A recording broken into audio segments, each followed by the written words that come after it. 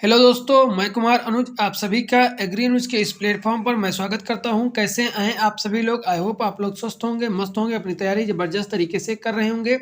आज के इस वीडियो में हम बात करने वाले हैं कृषि रसायन विज्ञान के मॉडल पेपर के बारे में, जो कि बोर्ड के द्वारा इस बार जारी हो चुका है। इससे क्या होता है कि आप लोगों को एक आइडिया मिल जाता है कि आपका पेपर किस प्रकार से बनने वाला है 2024 में, और आपका सिलेबस क्या है, उसी प्रकार से आपको एक ओवर व्यू मिल जाता है। ठीक है, तो इसमें सबसे पहले शुरू करते हैं। आप यहाँ पर देख ही सकते हैं कि पेपर का जो समय कितना रहेगा, पूर्णांक कितना रहता है, और सभी अनिवार्य प्रश्न होते हैं करने के लिए। ऐसा कोई नहीं होता है जो आपको छोड़ देना है आपको। ठीक है, इसमें आपको ध्यान रखना है। देखिए, आपका जो एमसीक्यू होता है, तो एमसीक्यू में आपका पहला क्वेश्चन पूछा गया है इसमें मॉडल पेपर में, एल्युमिनियम सल्फेट में एल्युमिनियम की संयोजकता है। जो बैलेंसी है, बैलेंसी वाला चैप्टर आप लोगों के लिए बहुत ही इंपॉर्टेंट होता है, जिसमें कि संयोजकता पूछी जाती है कि किसकी कितनी संयोजकता होती है। तो यहाँ पर आप बता सकते हैं कि आपकी जो इसकी आपका है, इसमें आपकी प्लस हो जाएगी +3, यानी कि इसकी जो संयोजकता होती है एल्युमिनियम की, यहाँ पर आप देख सकते हैं जैसे कि L2 और SO4 लिखा हुआ है। ठीक है, इसका होल थ्राइज है। इसकी जो संयोजकता एल्युमिनियम की संयोजकता होती है, इसके पास होती है। इससे जो सल्फेट है उसकी संयोजकता जो होती है, ये वाली 2 वाली होती है। यानी कि इसमें जो फार्मूला जब तैयार किया जाता है, तो इसके आगे जो है इसके 3 लिखा जाता है, इसके आगे जो है ऐसे लिखा जाता है। इसके बाद इसमें क्रॉस जो है वो आपका इसकी संयोजकता लिखी जाती है SO4 की। इसकी संयोजकता 2 होती है, एल्युमिनियम की 3 होती है, बाद में इसमें कैंची गुणा होता है। ठीक, तो इसके पास इसकी 2 की चली जाती है, इसके पास यहाँ पर 3 की चली जाती है। तो इस प्रकार से ये फार्मूला तैयार होते हैं। तो इसकी संयोजकता हो जाएगी +3। वैसे भी आप समझ सकते हैं एल्युमिनियम की संयोजकता कितनी होगी।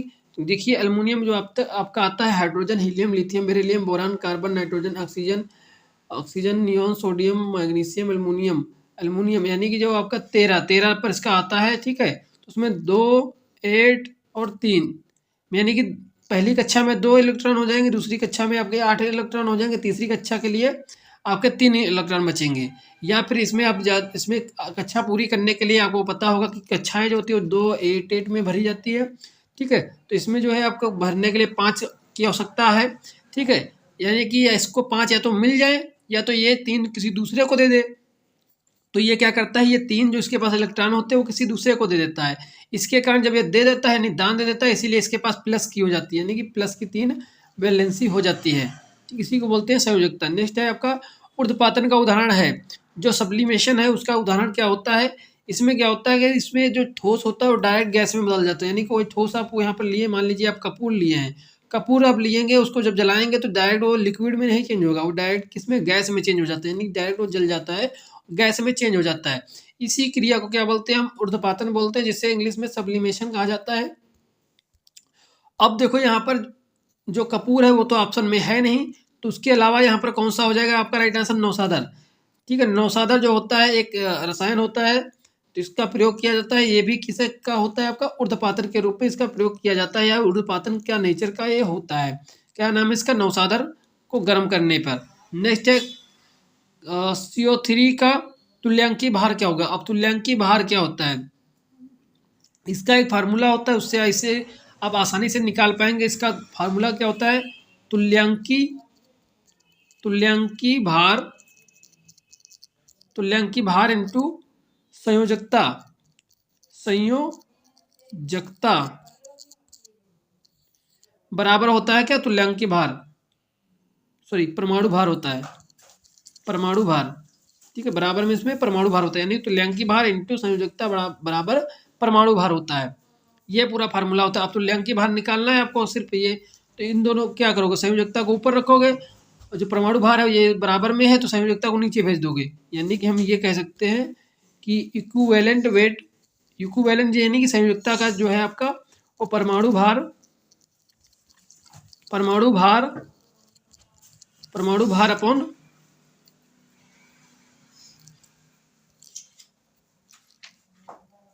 संयोजकता, संयोजकता हो जाएगा। ठीक है, इस प्रकार से इसे लिखा जा सकता है। तो इसका परमाणु भार क्या होगा, जैसे कार्बन है, कार्बन का परमाणु भार क्या होता है, 12 होता है। परमाणु hydrogen, helium, lithium, beryllium, boron, carbon, तो इसका जो है 12 होता है। ठीक है, लगभग लगभग दुगना होता है, जितने से जो जितना भी परमाणु क्रमांक होता है लगभग उसके दुगने के बराबर होता है। कुछ का जो होता है वो स्पेसिफिक आपको याद कर रखना होता है, जैसे कि क्लोरीन का होता है, उसका परमाणु भार 35.5 होता है। ठीक है, ऐसे कुछ का याद रखना पड़ेगा आपको। तो यहाँ पर कार्बन की अगर देखोगे CO3 में, तो यहाँ पर परमाणु भार क्या हो जाएगा 12 प्लस, अब 16 होता है किसका, ऑक्सीजन का 16 होता है, लेकिन यहाँ पर ऑक्सीजन कितने हैं 3 है, तो 3 से गुणा कर देंगे। और यहाँ पर बात करें अगर संयोजकता की, तो इसकी संयोजकता जो होती है वो 2 होती है। ठीक है, तो इसको जोड़ेंगे तो आपका आएगा 60 को अगर 2 से भाग दे दोगे तो क्या आएगा 30 आ जाएगा। तो इसकी क्या हो जाएगा तुल्यांकी भार इसका क्या हो जाएगा, अब उसका आपका हो जाएगा 30 जो है आपका राइट आंसर हो जाएगा। नेक्स्ट है, निम्न में से कौन एल्काइन का सूत्र है, तो इसमें राइट आंसर आपका हो जाएगा फोर्थ जो इसमें राइट आंसर हो जाएगा CnH2n-2। वहीं पर अगर बात करें एल्कीन का, तो फार्मूला हो जाएगा CnH2n, ये फार्मूला हो जाएगा एल्कीन का फार्मूला हो जाएगा। वहीं पर अगर बात करें एल्केन का फार्मूला, तो एल्केन का फार्मूला हो जाएगा CnH2n+2, ये हो जाएगा एल्केन का। जो IPSC नेम होते हैं केमिकल के, उसमें इसका प्रयोग किया जाता है। नेक्स्ट क्वेश्चन होते हैं आपके निश्चित उत्तरीय प्रश्न में से। अब इसमें किस प्रकार से क्वेश्चन होते हैं इसको ध्यान पूर्वक आपको देखना है। देखिए, रासायनिक संयोग के गुणित अनुपात का एक उदाहरण देखकर समझाइए। तो जो रासायनिक संयोग के गुणित अनुपात होते हैं, जो रासायनिक संयोग होते हैं, जैसे कि गुणित अनुपात एक होता है, ठीक है, डाल्टन का नियम होता है, इस अपनी प्रकार से उसके प्रकार होते हैं। ठीक है, मैंने पिछली बार इस पर एक वीडियो बनाई भी थी, शॉर्ट वीडियो, काफ़ी आप लोगों ने पसंद भी उसे किया था। अगर आप लोग नहीं देखे तो उसे ज़रूर जाकर देख लीजिएगा, प्लेलिस्ट में मिल जाएगा। प्लेलिस्ट का नाम होगा क्लास 12 2023 की सभी वीडियो, इस नाम से आपको मिल जाएगी। उसमें आपको जाना है, देख लेना है, इसको मैंने पहले बना रखा हूँ। ठीक है, बाकी मैं आपको बता देता हूँ, यहाँ पर मैं आगे लेकर आया हूँ, वहाँ पर आपको सभी चीज़ों को इसको स्पष्ट रूप से मैं बता दे रहा हूँ। चैनल को सब्सक्राइब करो पहले, हाँ जल्दी करो, मुझे पता है कि आप लोग नहीं करते हो, वीडियो देखते हो लेकिन सब्सक्राइब नहीं करते। ये लाल कलर का बटन नहीं से दबाओ, जल्दी दबाओ, जल्दी दबाओ, फिर मैं शुरू करूँ। दबा दो जल्दी, दबा दिया, घंटी भी दबा देना। ठीक है, नेक्स्ट इसमें आपका क्वेश्चन है जो रासायनिक संयोग का। रासायनिक संयोग में अगर बात करें, जब दो तत्व संयोग कर 2 या 2 से अधिक यौगिक बनाते हैं, यानी जब 2 तत्व आपस में संयोग करके 2 या 2 से अधिक यौगिक बनाते हैं, तो उनमें से एक तत्व वे भिन्न भिन्न भार से दूसरे तत्व के स्थिर भाग के साथ संयोग करते हैं। यानी कि जो रासायनिक संयोग है आपका, जिसे गुणित रासायनिक संयोग के नाम से जाना जाता है, तो इसमें क्या होता है कि जैसे कि ये तो आपका जो है 2 एलिमेंट है, यानी कि 2 तत्व हैं, एक तो कार्बन है, एक ऑक्सीजन है। तो यहाँ पर कार्बन का जो भार है वो 12 है, और वहीं पर अगर बात करें ऑक्सीजन का भार वो कितना है 16 है, जब यह पहली बार है। ठीक है, अब इसमें क्या कहा गया है, एक से अधिक, जब एक तो पहला यौगिक है, अब एक से अधिक इसी प्रकार से यौगिक बना रहा है, तो यहाँ पर कार्बन है, उसके बाद ऑक्सीजन 2 हो गई है। तो यहाँ पर आपको देखने को मिल रहा होगा कि जो कार्बन है उसका जो भार है वो स्थिर है, लेकिन वहीं पर अगर बात करें ऑक्सीजन का भार, वो क्या हो गया, वो 16 का दुगना हो चुका है। तो इसी को क्या बोलते हैं हम, इसी को बोला जाता है कि, इसी को क्या कहेंगे, इसको कहते हैं कि गुणित अनुपात में बढ़ रहा है, यानी कि पहले 16 था, फिर 16 दूनी 32 हो गया। इसी प्रकार से अगर CO3 हो, ठीक है, तब भी 12 रहेगा, तो यहाँ पर 16 3 48 हो जाएगा। ठीक है, तो ये आपका क्या हो जाएगा 16 3 48 हो जाएगा, मतलब कि गुणित अनुपात में बढ़ता रहेगा। इसी को क्या बोलते हैं, इसी को हम बोलेंगे गुणित अनुपात संयोग। ठीक है, इसको बोलेंगे गुणित अनुपात संयोग, जो कि एक स्थिर रहेगा और एक का जो भार है वो बढ़ता रहेगा। ठीक है,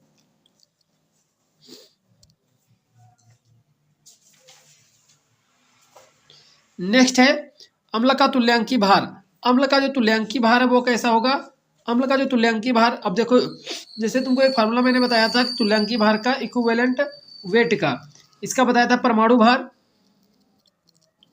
परमाणु भार बताया था मैं आपको, और परमाणु भार अपॉन संयोजकता मैंने बताया था, संयोजकता ये आपको मैंने बताया था। ठीक है, परमाणु भार अपॉन संयोजकता। अब यहाँ पर परमाणु भार की अगर बात करें, तो परमाणु भार आपको कितना बताया था, जैसे कि इसका कोई भी आपको एलिमेंट दे दिया गया, ठीक है, मान लो यूरेनियम दे दिया गया आपको, कैल्शियम दे दिया गया, कैल्शियम का कितना भार परमाणु भार होता है 40 होता है। इस प्रकार से जो है जैसे क्लोरीन दे दिया गया, परमाणु भार तक 35 होगा। अब इसकी संयोजकता कितनी होती है उसको रखे, डायरेक्ट आप इसको सॉल्व कर दिए। इससे आपका तुल्यांकी भार पता चल गया।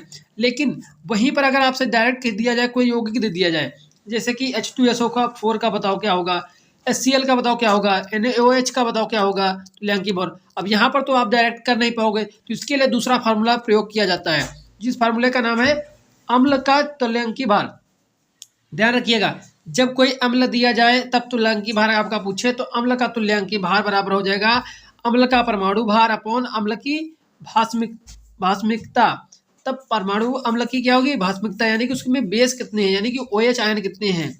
ठीक है, वहीं पर अगर बात करें, कोई अगर आप पूछा जाए क्षार का तुल्यांकी भार कितना होगा, तो वहां पर क्षार का अणुभार लिखना है, उसके बाद क्षार की एसिडिटी लिखनी है, अम्लता कितनी है, यानी कि वहां पर एच आयन कितना है ये आपको लिखना होगा। ये बस आपको इसमें फर्क कर देना है बस। ठीक है, बाकी आपका फॉर्मूला यही रहेगा। ठीक है, अम्ल और क्षार में यही आपको अंतर करना होगा। यहाँ पर अम्ल में आपको क्या है, अम्ल में यहाँ पर क्या लिखा गया है आपका, क्षारकता कितनी होती है, यानी कि OH आयन कितने होते हैं। वहीं पर अगर आप उसको क्षार का तुल्यांकी भार जब होगा तब यहाँ पर क्या लिख देंगे हम कि अम्लता कितनी होती है, बस इतना भी आपको करेक्शन करना होगा। तो यहाँ पर क्या दिया गया H2SO4, तो H2SO4 क्या है हमारा, एक प्रकार से क्या होता है, अम्ल होता है। ठीक है, तो इसमें क्या है आपका 2 इसका हो जाएगा हाइड्रोजन का परमाणु भार, 32 किसका हो जाएगा, सल्फर का हो जाएगा, ऑक्सीजन प्लस हो जाएगा 4। ऑक्सीजन कितना होता है, 16 होता है, लेकिन है कितने, 4 ऑक्सीजन है, तो 16 चौके 64 हो जाएगा।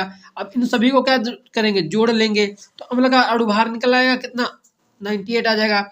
अब इसकी संयोजकता, जो इसकी संयोजकता होती है, सॉरी जो इसकी भास्मिकता होती है, यानी कि इसमें बेस कितने हैं, यानी कि इसमें OH आयन कितने हैं, तो OH आयन कितने होंगे, इसमें होते हैं 2। ठीक है, तो ये इससे उसको क्या कर देंगे, भाग दे देंगे, तब निकल के आएगा हमारा तुल्यांकी भार। इस प्रोसेस से आपको इसको निकालना होगा, इसे सीख जरूर लीजिएगा, ये सभी इंपॉर्टेंट क्वेश्चन है। नेक्स्ट है, आप जब आप पढ़ेंगे आगे निश्चित उत्तीर्ण प्रश्न में, तो वहां पर आपको 2 नाइट्रोजनस उर्वरक के नाम लिखने हैं और सूत्र भी लिखना है। तो यहाँ पर आप लिख सकते हैं अमोनियम सल्फेट NaH4 का होल ट्वाइस SO4, इससे आपको अमोनियम सल्फेट हो जाएगा, और यूरिया का NH2CO डैश सिंगल बॉन्ड और H2, यानी कि इसको बोलते हैं H2COCnH2। आपको पता होगा कि कार्बन की संयोजकता 4 होती है, तो कार्बन की संयोजकता पूरी होती है, एक ये बॉन्ड हो जाएगा, एक ये हो जाएगा, ये 2 यहाँ पर हो जाएंगे, इससे क्या होगा, इसकी संयोजकता पूरी हो जाएगी। नेक्स्ट आपका निश्चित उत्तरीय प्रश्न था कि कार्बन के 2 अपरूप लिखिए, तो कार्बन का अपरूप हीरा भी होता है और ग्रेफाइट भी होता है। ठीक है, आपको कंफ्यूज करने के लिए क्या देगा ऑप्शन में, ग्रेनाइट भी दे देगा, तो ग्रेनाइट नहीं होता है, वो ग्रेफाइट होता है। ठीक है, नेक्स्ट क्वेश्चन था आप में कि कापर जो है 29 जो एक परमाणु क्रमांक है, जिसका उसका आवर्त क्या होगा और उसका वर्ग क्या होगा, इस प्रकार से क्वेश्चन पूछा गया था। 29 होता क्या है, कापर होता है, कापर का जो आवर्त होता है वो 4 होता है, और जो है वर्ग होता है वो 11 होता है। इसी प्रकार से आपका जब पीरियाडिक टेबल आपको बताएंगे, तो पीरियाडिक टेबल में आपके बहुत ज़्यादा पूछी जाती है अक्रिय गैस, ये क्वेश्चन बहुत पूछे जाते हैं, कौन सी इसमें अक्रिय गैस होता है, तो इसमें भी आपको याद रखना होगा हीना, नीना और करीना के एक्शन है रंगीन रेडॉन। ठीक है, इस प्रकार से आपको इसको याद रखना होगा। ठीक है, हीना, नीना और करीना के एक्शन है रंगीन। ठीक है, इस प्रकार से इसको याद रखना है, जो कि ये क्या है आपके अक्रिय गैस होती है, जिसे उत्कृष्ट गैस भी कहा जाता है।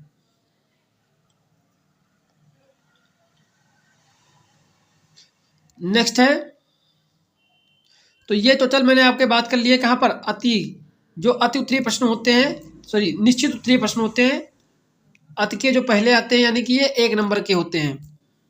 ठीक है, निश्चित उत्तरीय प्रश्न ये सभी मैंने डिस्कस कर लिए हैं। बाकी आपको पेपर पूरा दिखा देते हैं किस प्रकार से पेपर आया था। अति लघु उत्तरीय प्रश्न आप देख सकते हैं यहाँ पर, सामान्यीकरण पर आप संक्षिप्त टिप्पणी कीजिए। रेडॉक्स अपक्रियाएं क्या होती हैं, जिसमें कि ऑक्सीडेशन रिडक्शन मैंने आपको पहले ही वीडियो बना के बता दिया है पिछली बार, उसको जरूर पढ़ के जाइएगा, उससे भी आपका 20 नंबर का काम हो जाएगा। ज़्यादा वीडियो नहीं, खाली 2 वीडियो हैं केमिस्ट्री की, 2 ही वीडियो में आपका 20 नंबर का कवर हो जाएगा। नेक्स्ट है मृदु एवं कठोर जल किसे कहते हैं, ये भी मैंने उस वीडियो में कराया हुआ है। परमाणु आयन में अंतर ऑलरेडी कराया हुआ है। सुपरफास्ट का पौधों के लिए क्या उपयोग है, इसके लिए आपका जो MCQ सीरीज चलाई थी उसमें भी आपको बता दिया था कैसे कैसे आपको याद करना है। नेक्स्ट है लघु उत्तरीय प्रश्न में बुटर्ज अपक्रिया से एथेन कैसे बनाया जाता है। ठीक है, वैद्युत संयोजकता तथा सहसंयोजकता का एक एक उदाहरण देकर स्पष्ट कीजिए। रदरफोर्ड परमाणु मॉडल का दोष और व्याख्या कीजिए लघु उत्तरीय में। नेक्स्ट है विस्तृत प्रश्नों में आपके इस प्रकार से क्वेश्चन पूछे जा सकते हैं, जिसमें कि इम्पोर्टेंट सबसे अगर बात करें तो इसमें क्या होता है जब, ये भी इम्पोर्टेंट है और सबसे आसान भी यही रहते हैं, क्योंकि अगर आप उसमें रिएक्शन बनाना जानते हैं तो तुरंत आपका काम इसमें हो जाएगा, ज़्यादा आपको इसमें मेहनत करने की आवश्यकता नहीं पड़ेगी। लेकिन ये भी आपका इम्पोर्टेंट है, हाइबर विधि से अमोनिया गैस का निर्माण कैसे करते हैं, ये भी इम्पोर्टेंट है। और ये आपका जो है क्या होता है जब, इसमें भी आपसे पूछे जाते हैं ग्लूकोज को फ्लेलिंग विलयन के साथ गर्म करते हैं तो कैसा नीला जो अवक्षेप देता है, ये सब प्रकार से क्वेश्चन बनते हैं। ठीक है, इसे भी आपको ध्यान रखना है, ये सभी आपको देख लेने हैं अच्छे तरीके से। बाकी ये पेपर मैं टेलीग्राम ग्रुप में डाल दूंगा, वहाँ से आप डाउनलोड भी कर सकते हैं, तो लिंक आपको डिस्क्रिप्शन में मिल जाएगी, जरूर ज्वाइन कर लीजिएगा। तो आपको वीडियो कैसा लगा आप लोग कमेंट करके बताइएगा, मेरा भी मोटिवेशन बढ़ाइएगा कैसे आपको पेपर लगता है ये। ठीक है, वीडियो कैसा लगता है कमेंट करके बताइएगा। ठीक है, मिलते हैं नेक्स्ट वीडियो, तब तक के लिए जय हिंद, जय भारत, जय मां सरस्वती।